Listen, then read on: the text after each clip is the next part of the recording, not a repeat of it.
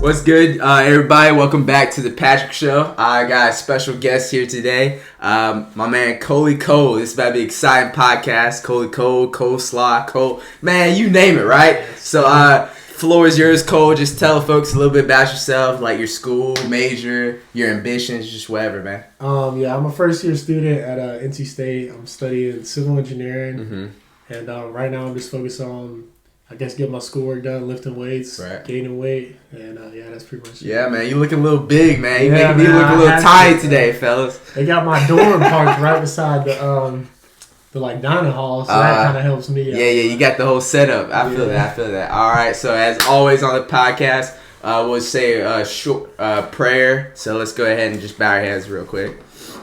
Father God, I just want to thank you for another day you provide for us. I thank you for the blessings you provide each and every one of us, each and every day, Lord. It's a true gift you give us. I ask that you give us strength and wisdom during troubling times, during our temptations, during our losses, Lord. I ask that you look over the Oak Grove community at this time, as there's been a loss in a specific family, Lord. I ask that you look after their family as well as Oak Grove's community. I ask that you look over the Virginia University as they endure some losses as well, Lord. So, Lord, during these troubling times, allow us to lean harder onto you, Lord, during these tough times. So, in the Lord's name we pray. Amen. Amen. So, this past week, there's been a couple bit of losses with the Oak Grove community. I'm not going to say specific names with them, but that was pretty sad. And then Virginia as well last week with 3 deaths on the football team. So it's definitely troubling times. But, I mean, this is when we, lean harder onto him, the Most High, Most Powerful, right? Sure. So, that's a tough transition to make now to talk about my special part, and that's the hot take. Yeah. So if you don't know, here on the podcast, we have a tradition to do hot takes. So we'll start off quick. So you ready to roll? This question's a little tough. All right. So, Cole, we think of this as a fan perspective, right? We think it not as an athlete, as a fan perspective. Which game is more entertaining? The game of football or the game of basketball as a fan? I think, there's two different answers. When you're playing, for me, it's football by a mile. Just the camaraderie on our football team was just so much better energy than our basketball team. Mm-hmm. But as a fan, I got to go basketball. The NBA, the level of athleticism and the creativeness that they brought to the league, it's just so much more enjoyable for me, at least. Yeah. All right, dang it. I thought for sure I said Cole's getting this one wrong for sure. Nah. But you got right. The answer as a fan is got to be basketball. Like you were saying, it's that constant motion, constant movement. There's something going on every time. I mean, you turn on a game of football or NFL, they could go 5 minutes on a timeout or a review. So I feel like football is time consuming, but constant with basketball. There's something going on every time. So dang it, I thought I was gonna get you. And two, I would add that basketball has just become a higher scoring game as the game is developed. Yeah. And you'll see football games that teams won't even score more than 20 in the whole game. So yeah, that's crazy. Yeah, you're exactly right with that. So now we're gonna talk a little bit about high school. Yesterday actually, Ledford had played for East Lincoln. East Lincoln. Yeah. They played East Lincoln. Congrats to them. They made it pretty far, third round, losing to East Lincoln 28-7. That was a pretty good game. It was pretty evident. If you slow down Nate Carr and quarterback, because he got shut down. If you look at his stats of his, he didn't have a great night. But, if you slow down him, you're gonna win the game. Game. Their team runs through Nate Carr. Nate Carr is their guy. Is that exactly right? Fourth quarter, game on the line, you want the ball in Nate Carr's hand. Absolutely, yeah. So that was a good game by them. And ironically, our last game playing high school football was last year. I still remember it. We were home game, first round against East Lincoln. Yeah. And just tell us a little bit about your emotions, how you felt about that game, and just give us. Yeah, they were a real physical team. I remember they probably were one of the bigger D lines that we played. I mean, obviously played offensive line for those that didn't know about it. They had a really good linebacker, played both ways. He was a linebacker and running back. He was probably one of the best players we played that year defensively. I mean, I would have put him up in the conversations with Tanner Jordan, who was obviously our defensive player of the year for our conference. Yeah. And, third play out, I pulled to go, to hit the linebacker. He met me face on, and I went backwards, man. That was, I'm typically one of the bigger guys on the field, for our team. But when I came around the corner to kind of log that man off, I did not know what was coming. He stood his ground. Yeah, he was a different breed, but yeah. I don't know if he graduated last year. I now that you think about it, I think he was a junior, so that means he's playing right now senior year. So that no wonder why they went undefeated this year. I think they're 13-0 now as playoffs roll. So he was definitely the main drive for their squad as well. But I've been getting some backlash from guys from our Oak Grove and community and stuff like that. And I was like, when I was thinking, I was like, do I really want to talk about this East Lincoln, how I thought about our last game? Oh, yeah. I want to hear your perspective. Yeah. Man, let's go ahead and tell them. So, to me, 14 points isn't enough, in my opinion. We lost the game 22-14. 14 points isn't enough to win a ball game. And when you think about it as well, the first score of the game was a block punt return to touchdown East Lincoln. So, statistically, the defense only led up 15 points in reality. So to only score 14 points in the entire ball game, there has to be a change offensively with that. But hey man, I think what that comes down to is our offense the whole year, even through the whole high school career, has obviously used our defense as a crutch or sort of to our winning, our success as a team. Right. Our defense has been leagues better than our offense. Absolutely.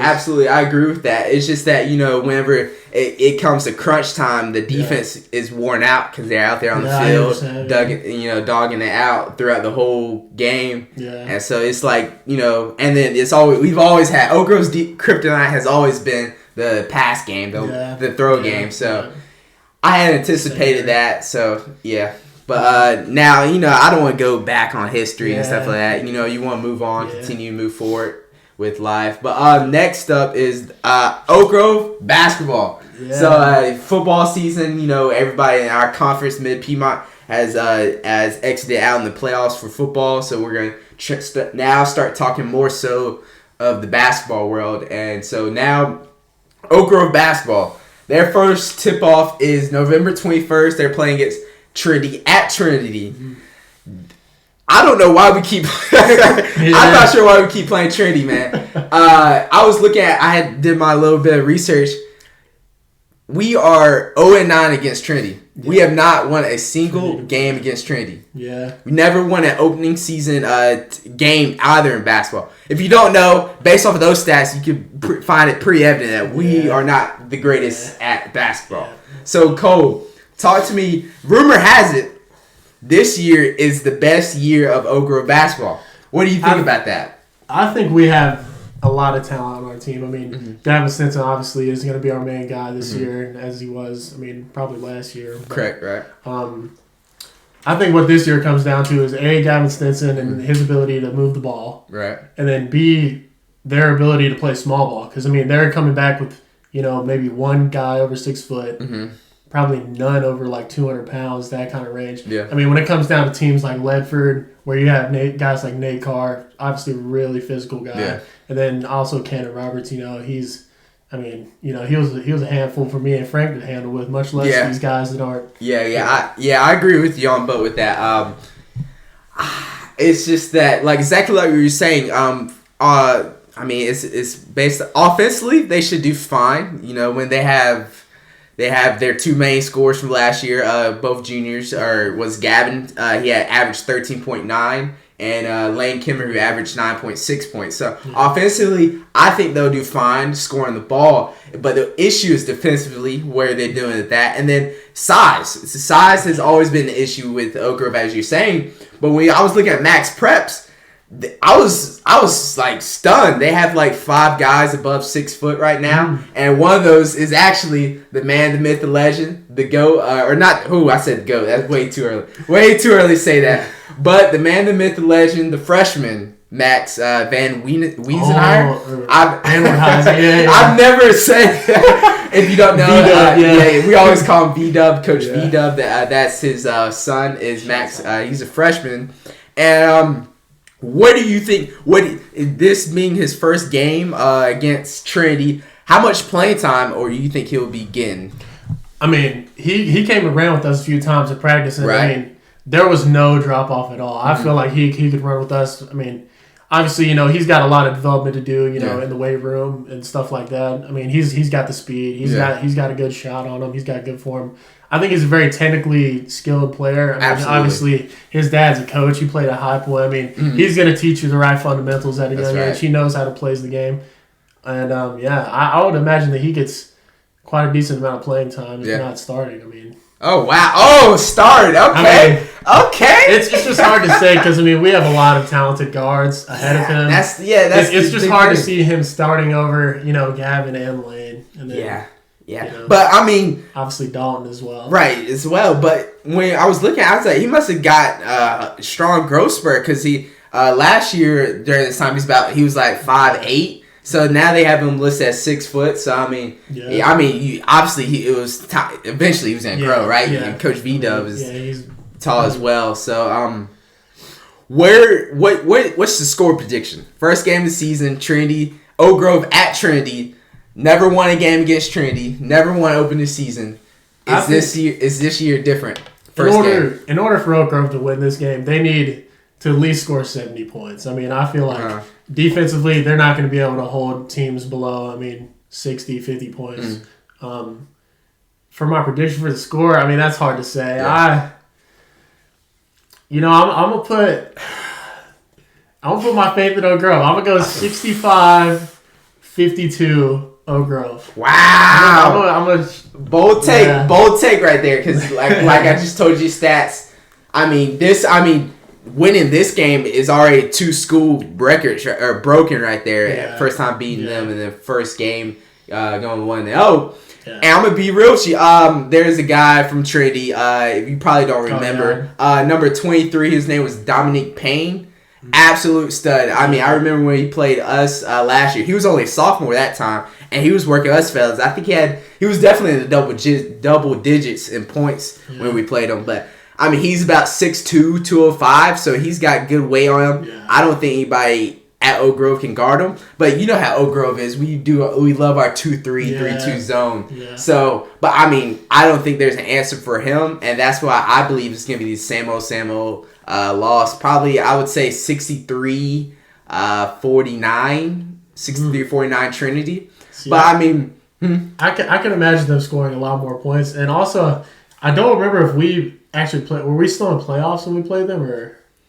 No. No, we were not. Nah. But the only reason why I believe that it's going to be the case is we always have a trend of losing the first game, season. Trinity's always had our number, and it being at Trinity is also another negative. Yeah. And I'm not sure how the offense is going to hold up, but I think Max he'll probably get about 10 to 12 minutes of quality reps. He'll definitely play. Yeah, he'll definitely get in there. And I'm super excited to watch him play this season.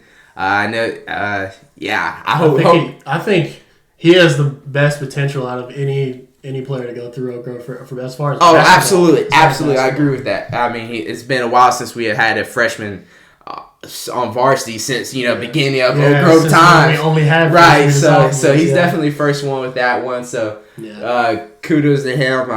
Hopefully he doesn't get too much pressure. Yeah. But I'm excited for him. I'm excited to watch him play soon in the near future. And also avoiding injury is what I'd say is a big thing for him. You can't afford it, especially in those younger years, to miss that developmental time of playing and getting reps off of just stupid injuries from. Absolutely agree with that. Now, man, we've been on high school forever, it feels like. Yeah. But now we're going to transition to some college ball. And first, we're going to start off with DDCC, Davidson Davie Community College. Last year, they were, if you look at the stats, I mean, they're nearly spotless. Number 2 nationally ranked team, as well as going 33-3 in the season. So, my question to you is like, what I don't know much about DDCC, but I know you do a little bit. But talk to us about like what have they done in their program to be so successful? Yeah, I think DDCC's success comes down to Coach Ridge. Coach Ridge, he's a sergeant type coach. I mean, he runs his ship very tightly, if you know what I'm saying. I mean, I did some workouts with him when I was younger. I mean, he makes you work. I mean, he doesn't accept losing, and he doesn't accept slacking off. I mean, he pushes players to the max. I mean, Alex Reese, he's over there now. Yep, sure is. I mean, he's a redshirt on that team, and he was arguably one of the best players in our conference. I would agree with that. Yep. And I mean, the talent as well. I mean, he has a lot of access to talented players that, I mean, just can't get to the next level because, I mean, grades, they get in trouble or whatever. But, there's a bunch of good people that have gone through that program, and Coach Ridge has turned them into D1 basketball players. I mean, that's awesome. Yeah. Coach Ridge, actually, you might not know this, he went to Carolina. So, wow, really? I didn't want to say that to you because I know you're a Duke fan. But, I'm a Duke Squad Nation. He actually, I think he played under Roy Williams, I believe, or maybe that's phenomenal. It might have been earlier than that, the coach before, but so he definitely knows the game of basketball, and that's good stuff. Good stuff. And then my next question to follow up with that is, do you think this year they can top that? I mean, they did so phenomenal this past season. I mean, do you think can they really go even above and beyond that? Yeah, I know they sent a lot of people to different schools because they got stronger offers after the following season. I think they have a lot of potential. I mean, Coach Ridge is he's one of the most winningest coaches in community college basketball, and I mean, he's just a winner. He's just a flat out winner. I mean, he's going to win games regardless of how much talent he has. He just has that mind for the game. Absolutely. That's great. So I'm excited to watch some of DDCC basketball as well this year. Hopefully, I'm working my magic. Hopefully, I could get some athletes from DDCC basketball show on the podcast there. So just let me know in the comments what y'all think about that. Y'all excited with that. And next is college football. College football, NC State. Them Wolfpacks, fella. Man, what has been the issue? Y'all went 4-0. Looking hot. I'm like, dude, they're about to... I think the main thing that turned our season around was Devin Leary. I mean, Devin Leary getting injured. He had a shoulder injury early in the season. Mm-hmm. I mean, that just really killed the vibe of our season, really. Yeah. And we had some trouble. We had to switch in a few quarterbacks. But, it's... As far as the Boston College game goes, I mean... you skipped. I was going to ask you that. Boston.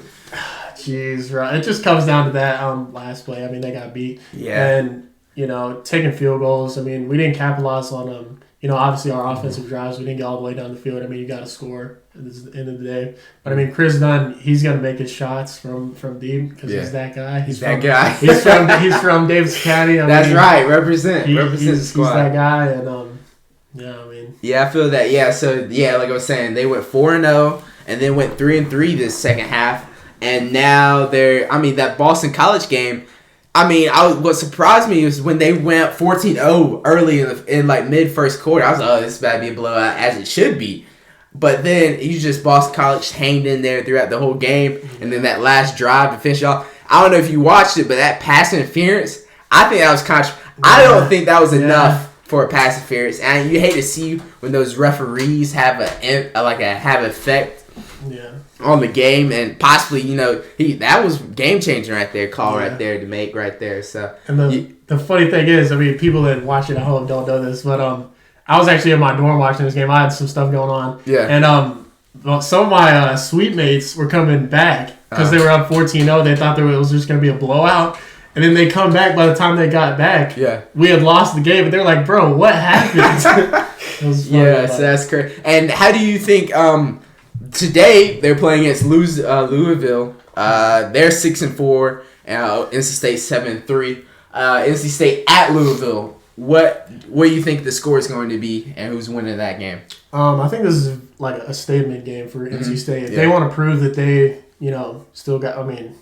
I mean, they're far off from making the college playoffs. Right, they're third in the division as well. So it's a reach for them. But I mean, maybe possibly securing a bowl game. Yeah. I don't know if that's still their stars, I guess. But they got to show up. I mean, there's no excuses for this game. I mean, they've got to show up. Yeah. I think score probably in the 28 to 24 range. Okay. I'm liking that. And what I was looking at, I mean, Louisville is the favorite, correct? Yeah. And I mean, it being at Louisville, I'm gonna have to go with the favorite Louisville. I'm thinking 34-28 Louisville score prediction. But I mean, if you've been checking the podcast out, your boy's been pretty accurate. Yeah. Been pretty accurate prediction. I don't miss. So I'm pretty confident with that answer choice. But that was a little bit with college football. Now we're gonna transition to the professionals.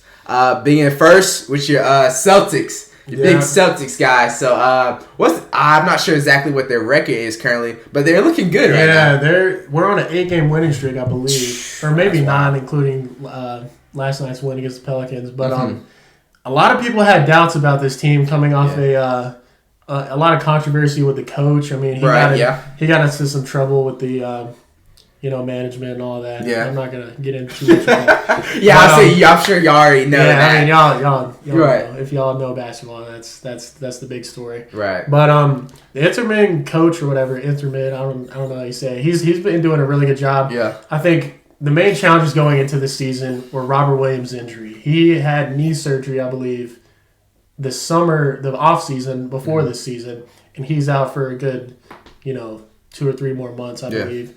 And a lot of doubts coming in as far as big man, because I mean that's our closest 7-footer. I mean to contest these taller players. Robert Williams is definitely a guy you need as Celtics. But what question? I don't know how do I want to say this? Celtics, right? Celtics. Yeah. How far are they going? How far do you think they're going this year? I think they've got a very good shot at going just as far as if not farther than they did last year. Yeah. I think Robert Williams coming back will only improve our team, and we're already sitting at second and third, maybe first in the Eastern Conference, in my opinion. Absolutely. As far as playoff goes, it's always going to come down to the Bucks and the 76ers, and that's where we really need Robert Williams. I mean, the Eastern Conference nowadays is just filled with 7-footers, tall players. Right. And Robert Williams is our best paint defender by far. So I feel that, and I hate to admit it, but last year I was completely wrong with the Celtics. Yeah. I was talking with him, Cole, and it was throughout the whole playoffs, it's man, I got Brooklyn beat them Game 6. They got swept. Who did y'all play next after that? It was the Bucks. I was they beat them in 7. I was Bucks win that Game 6. They beat Bucks. I'm a Duke fan. I'm all for Jayson Tatum. I love him, but I was Celtics are too young to win, and they proved me wrong this past playoffs, and they proved a lot of people wrong. Yeah, I think Brad Stevens in the front office. Brad Stevens obviously used to be the coach, and then he was promoted after Danny Ainge retired from the general manager position, and he's done a good job of building this team in a way that he saw. We were down in size the past few years he was coaching. I mean, we had players like Isaiah Thomas and these shorter players. I mean, we hadn't had a 7-footer or somebody in that range until Robert Williams came along. I think he's done a good job with this team. Yeah, I agree with that statement. So, and then this is going to be a tough one. It's going to trip you up because I didn't talk to you about it. 5 years from now, how many rings are the Celtics getting? 5 years. See, here's another thing I wanted to talk to you about. I'll get to that question in a minute. Uh-oh. There was a list that came out on Instagram where someone said he made this list of what he projected the top 10 players of all time to be after all the players currently are retired. And he said that Luka Doncic was going to be the 3rd best player of all time. And I want you to tell me how outrageous that is. Luka Doncic 3rd all time. We're talking about first LBJ. Yeah. LBJ is. I already was gonna go. Comment in the chat, LBJ or MJ. Oh my! I know I got the J's up here, but I'm rolling with my man. All right, go. That's debatable, LBJ. but I mean, LBJ, MJ, that's everybody's top two. Yeah. All right, and then Luka. Who said this? I have no idea. It was it might have been House of Highlights, something like that. Oh man, forget them, man. Yeah, Luka Doncic's third is outrageous. Yeah, I mean you've got to beat out Kareem, right? Players like Wilt, Shaquille, and he'll be fortunate enough to get top 10 all time. I mean, because that's way too early to speak on with that. And that he's got a lot of potential. I was asking you about that. If you're starting franchise, you're taking Jayson Tatum or you're taking Luka Doncic. Yeah. Oh, that's a tough one. I mean, I've got to say Jayson Tatum regardless. I have to remain loyal to the Celtics franchise, but Luka Doncic has a lot of potential. He's a very crafty, technical basketball player. He's got a very good shot. Yeah. I think Jayson Tatum would work better in this offense as he does. I mean, Luka Doncic has been playing pretty much. He's been the leader on his team for a while. Right. Jayson Tatum is more of a guy that's willing to, say. I can have Jaylen Brown beside me, and he's going to do his thing. I'm going to do my thing. Right. And then we'll have a bunch of, Marcus Smart coming off. As a player of the year. Yeah. I mean, you can't. Their chemistry, the way that's working with Celtics, is fantastic. So, I mean, I definitely wouldn't try to change anything like that. Yeah. But as a Duke fan, it's hard. I hate to admit it. I think I would have to go with Luka just because he's proven time to time again that he wins. Yeah. He wins tough playoff games as well. So it's not he doesn't disappear in the playoffs. Yeah, he actually grows. He did phenomenal this past playoffs with the Mavs, defeating the Suns. That was an eye opener. Yeah, that was an eye opener. I was like, he might because some people are all big with Devin Booker. Yeah. I think he's overrated, but I mean, I can definitely see the hype. He's definitely a flashy player. He's very exciting to watch. Yeah. Kind of the essence of, a player like Allen Iverson, stuff like that. Mm-hmm. But, what was your question again about the 5 years from now? Yep. I thought he was going to try to skip over that. I thought he was trying to finesse me. I got on track for a little bit. Yeah. All good. So, 5 years from now, how many rings is the Celtics bring in? 5 years from now? Yep. I think they definitely get at least one ring in 5 years. As far as Jayson Tatum for the end of his career, I think he retires with 2 or 3 rings. So you think? See, you were much more modest than I expected. I thought you were gonna. I think Celtics in 5 years can get 2. I think they could get 2. What it comes down to is how much these players are valued in the coming years. I mean, Jaylen Brown has 2 or 3 more years on his contract. When that runs up, he's going to realize that he's a high-value player. Oh, yeah. He already knows that. No. He definitely deserves more money than what we're giving him. To be honest. Celtics be stingy with that money, bro. Well, that's how you have to run a business, and that's how you have to run a basketball team. Yeah, it's a business at the end of the day. You're exactly right with that. But you think they only get 1? The only issue I see is the West with the Warriors. Yeah. But I think they only got 3 years left until something breaks. But I think the NBA is a very young league, and there's a lot of players that are coming up right now that really have a chance to be one of the greats, Hall of Famers, and stuff like that. And it just makes a lot of competition, especially in the East, as far as Joel Embiid. Right. And then, obviously, you've got players like Jokic and big physical players. They both were MVP candidates and stuff like that. But yeah, so it's like you're exactly right with that. So you start to see like LeBron James, KD. You start to see Steph Curry's really the only guy that's you could consider an old head or older guy who's still holding his ground. Yeah. But I'm not a Lakers fan, but I'm a LeBron James fan. So I kind of roll with him. So it's not looking so hot with the Lakers, so I don't even want to talk. I was going to bring that up when you had him at number 1. I was like, you started looking like Michael Jordan when he went to the Wizards. I'm going to wait it out until the Lakers make it to the playoffs. Then I'll start talking a little bit more about them. But, man, we've been all over the place, ripping around with high school, college, and now Celtics. Talk to us, how are you still with, will you consider yourself still a Broncos fan? See, the whole reason I got into the Broncos in the first place is because of Peyton Manning. Yeah, and once he retired, I just lost the love. Kind of lost the love. Yeah, I feel that. But I still like Russell Wilson as a player. Obviously, he went to NC State, which is Yep, exactly. That's my That's your squad. That's your school, guess. Right? Yeah, your home, I guess. Yep. So, yeah, dude, them Broncos are looking rough right now. Yeah. So, I don't want to talk too much about that because we talked a little bit about that in my first podcast with Josh. Go ahead and check that out if you haven't.